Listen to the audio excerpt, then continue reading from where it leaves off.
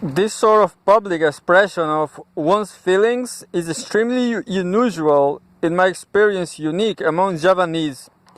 And in the formalized traditional Slamitan pattern, there is simply no place for it, not for philosophical or political discussion. Everyone present was rather shaken by father's talk, and there was painful silence. Sudyoko finally began to talk again, but this time he described in detail the boy's death. How Paijian had first gotten a fever and Carmen had called him, Sudyoko, to come and say a Peremai spell. But the boy did not respond. They finally took him to a male nurse in the hospital, where he was given an injection. But still he worsened. He vomited blood and went into convulsions, which Sudyoko described rather graphically, and then he died. I don't know why the Permei spell didn't work, he said. It has worked before. This time it didn't. I don't know why. That sort of thing can't be explained no matter how much you think about it. Sometimes it just works and sometimes it just doesn't. There was another silence, and then, after about 10 minutes more of political discussion, we disbanded. The father returned the next day to his home, and he was not invited to any of the later Slametans. When I left the field about 4 months later, Carmen's wife had still not entirely recovered from the experience. The tension between the sentries and the Abangans in the kampong had increased, and everyone wondered what would happen the next time a death occurred in a Permai family. Analysis.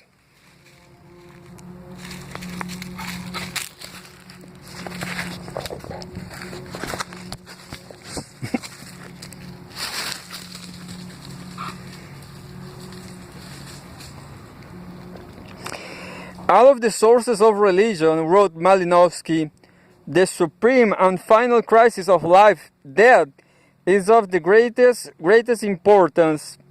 Death, he argued, provokes in the survivors a dual response of love and loathing, a deep-going emotional ambivalence of fascination and fear which threatens both the psychological and social foundations of human existence.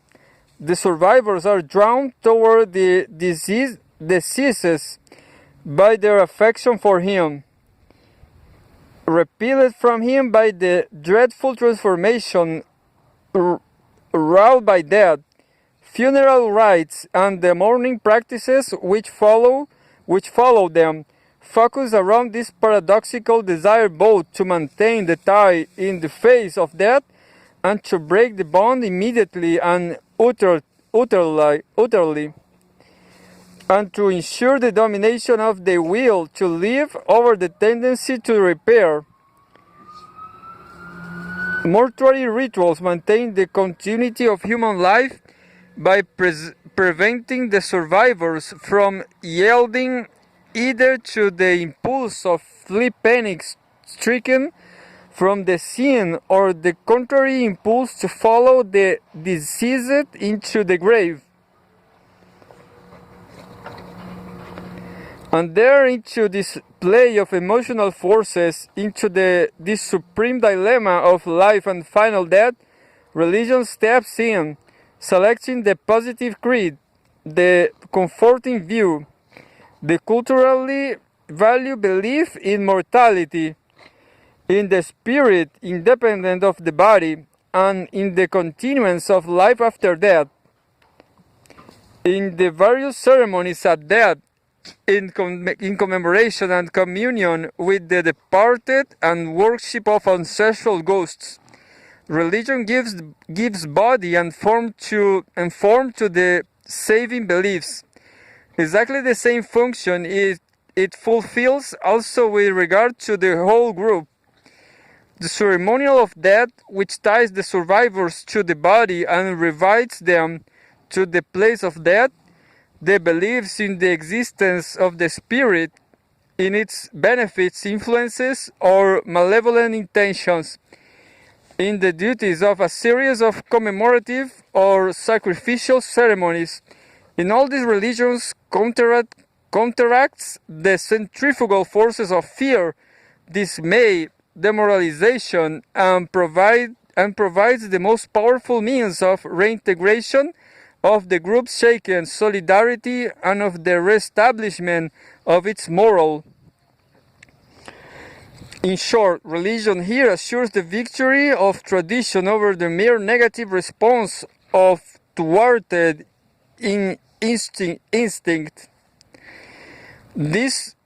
To this sort of theory, a case such as that described above clearly poses some difficult problems. Not only was the victory of tradition and culture over thwarted instinct a narrow one at best, but it seemed as in the ritual were tearing the society apart rather than integrating it, were disorganizing personalities rather than healing them. To this, the functionalist has a ready answer, which takes one of two forms depending upon whether he follows the Durkheim or the Malinowski tradition: social disintegration or cultural demoralization. Rapid social change has disrupted Javanese society, and this is reflected in a disintegrated culture, as the unified state of traditional village society was mirrored in the unified Slametan, so the broken society of the kampong is mirrored in the broken Slametan of the funeral ritual. We have just witnessed, or in the alternate phraseology, cultural decay has led to social fragmentation. Loss of a vigorous folk tradition has weakened the moral ties between individuals.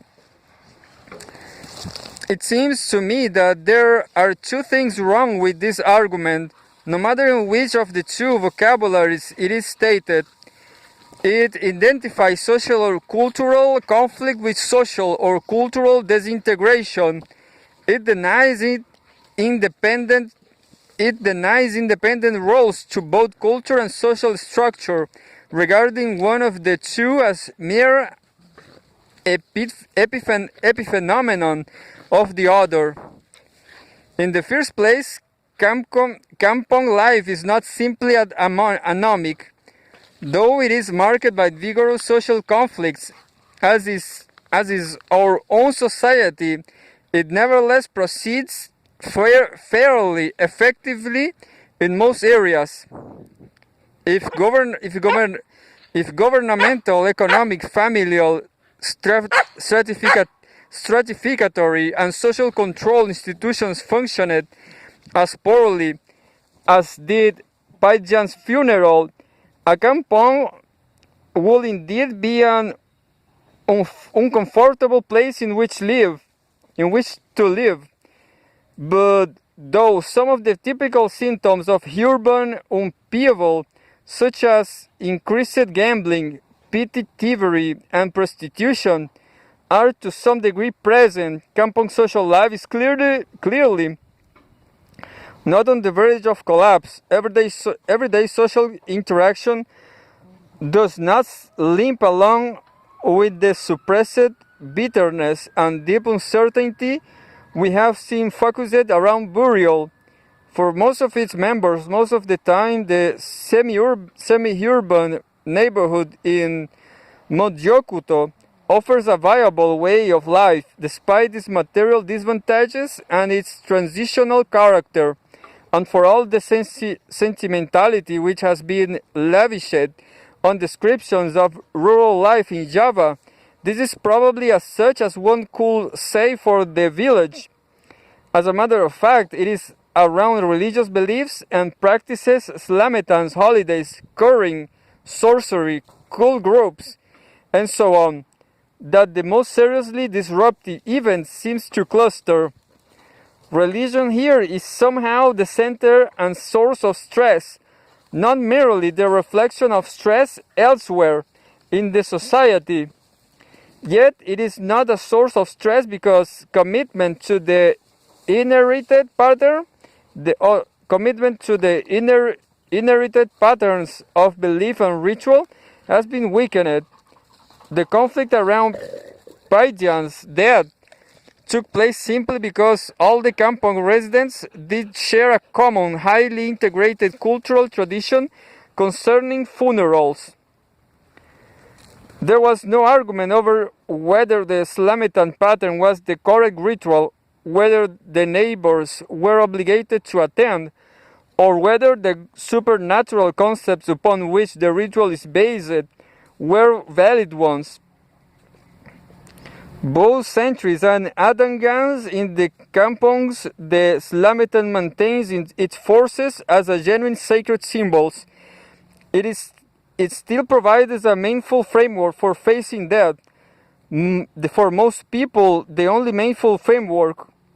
We cannot attribute the failure of the ritual to secularization, to a growth in skepticism, or to a disinterest in the traditional saving beliefs, any more than we can attribute it to anomie.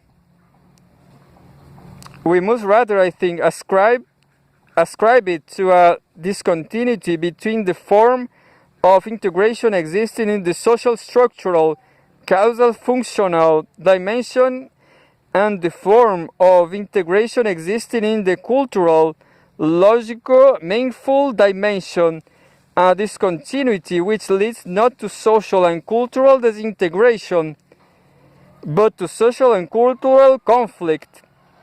In more concrete, in somewhat aphoristic terms, the difficulty lies in the fact that socially Kampong people are urbanites, while culturally they are still folk. I have already pointed out that Javanese Kampong represents as traditional sort of society that is members standing between the more or less fully urbanized elite and the more or less traditionally organized peasantry. The social structural forms in which they participate are for the most part urban ones. The emergence of a highly differentiated occupational structure in place of the almost entirely agricultural one of the countryside, the virtual disappearance of the semi-hereditary traditional village government as a personalistic buffer between the individual and the rationalized central government bureaucracy, and its replacement by the more flexible forms of modern parliamentary democracy. The evolution of a multi-class society in which Kampong, unlike the village, is not even a potentially self-sufficient entity, but is only one dependent subpart. All this means that the Kampong man lives in a very urban world. Socially, his is a Gesellschaft existence. But on the cultural level, the level of meaning, there is much less of a contrast between the Kampong dweller and the villager, much more between him and a member of the urban elite. The patterns of belief, expression, and value to which the Kampong man is committed, his worldview, ethos, ethic, or whatever, differ only slightly from those followed by the villager. Amid a radically more complex social environment, he clings noticeably to the symbols which guided him to his patterns through life in rural society. And it is this fact which gave rise to the psychological and social tension surrounding Paidian's funeral. The disorganization of the ritual resulted from a basic ambiguity in the meaning of the rite for those who participated in it. Most simply stated, this ambiguity lay in the fact that symbols which composed the Slametan had both religious and political significance, were charged with both sacred and profane import. The people who came into Karman's yard, including Karman itself, were not sure whether they were engaged in a sacralized consideration of first and last thing, or in secular struggle for power. This is why the old man, he was a graveyard keeper, as a matter of fact, complained to me that dying was nowadays a political problem. Why the village policeman accused the Modin not of religious but of political bias for refusing to bury Paidian? Why the unsophisticated Karman was astonished when his theological commitment suddenly loomed as obstacles to his religious practices? Why Abu was torn between his willingness to submerge political differences in the interest of a harmonious funeral and his willingness to trifle with his religious beliefs in the interest of his own salvation? Why the commemorative rite oscillated between political diatribe and a poignant search for an adequate explanation of what had happened? Why, in some, the Slametan religious pattern stumbled when it attempted to step in with the positive creed and the culturally valuable belief? As emphasized earlier, the present severity of the contrast between Santri and Abangan is in great part due to the rise of nationalist social movements in 20th century Indonesia. In the larger cities where these movements were born, they were originally of various sorts. Tradesmen's society to fight Chinese competition, unions of workers to resist plantation exploitation, religious groups trying to redefine ultimate concepts, philosophical discussion clubs attempting to clarify Indonesian metaphysical and moral notions, schools associations striving to revivify Indonesian education, cooperative societies trying to work out new forms of economic organization, cultural groups moving towards a renaissance of Indonesian artistic life, and of course political parties working to build up effective opposition to Dutch rule. As time wore on, however, the struggle for independence absorbed more and more the energies of all these essentially elite groups. Whatever the distinctive aim of each of them, economic reconstruction, religious reform, artistic renaissance, it became submerged in a diffuse political ideology. All the groups were increasingly concerned with one end as the prerequisite of all further social and cultural progress, freedom. By the time the revolution began in 1945, reformulation of ideas outside the political sphere had noticeably slackened, and most aspects of life had become intensely ideologized,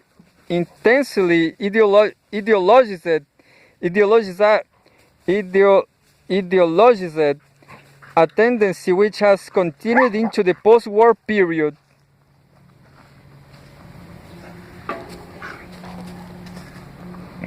In the villages and small town campongs, the early specific phase of nationalism had only a minor effect, but as the movement unified and moved towards an eventual triumph, the masses too begin to be affected, and, as I have pointed out, mainly through the medium of religious symbols.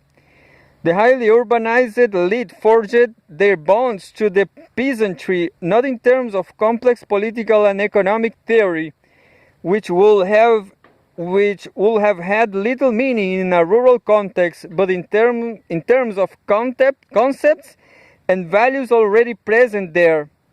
As the major line of demarcation among the elite was between those who took Islamic doctrine as the overall basis of their mass appeal and those who took a generalized philosophical refinement of their indigenous syncretic tradition as such as basis. So in the countryside, century and avant-garde soon became not simply religious but political categories, denoting the followers of these two diffuse approaches to the organization of the emerging independent society. When the achievement of political freedom strengthened the importance of factional politics in parliamentary government, the century avant-garde distinction became, on the local level at least, one of the primary ideological axes around which the process of party maneuvering took place.